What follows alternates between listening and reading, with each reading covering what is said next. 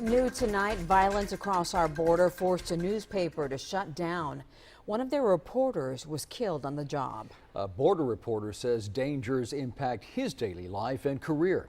Channel 5's Carolina Cruz reports. Victor Castillo knows what it's like to report in the U.S. and in Mexico. He says bringing information to people in Mexico is worth risking his life. Kidnappings. Passion keeps Victor Castillo firm in pursuit of stories, dedicating over a decade to journalism, working on both sides of our border. But I would say maybe about 6 years ago, that's when it got very complicated because of the escalating violence in Mexico, drug cartel-related violence. Castillo is a different reporter depending on where he is, but there's one constant precaution he takes. Not only reporters from the U.S., but also from Mexico need to be very careful not to mention cartel names or any cartel leaders' names in our stories.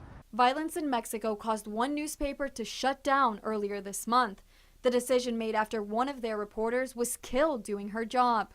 President of that newspaper, Oscar Cantú Murguía, says he made that decision to protect his colleagues.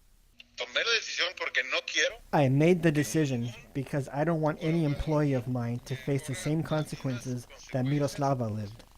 I don't want them to take that risk. I don't think that now is the time to be a martyr. Cantú Murguía says he wants to see the government step up and take action against criminals who threaten, hurt, and kill journalists. The closing of our print and digital editions were done in protest of the immense impunity that exists with murders toward journalists in which criminals don't face any consequences.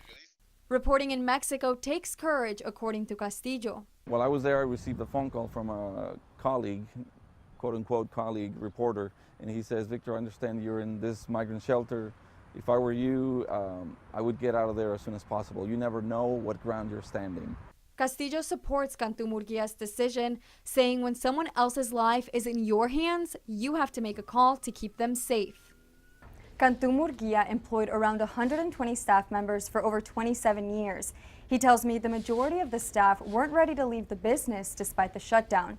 In the newsroom, Carolina Cruz, Channel 5 News.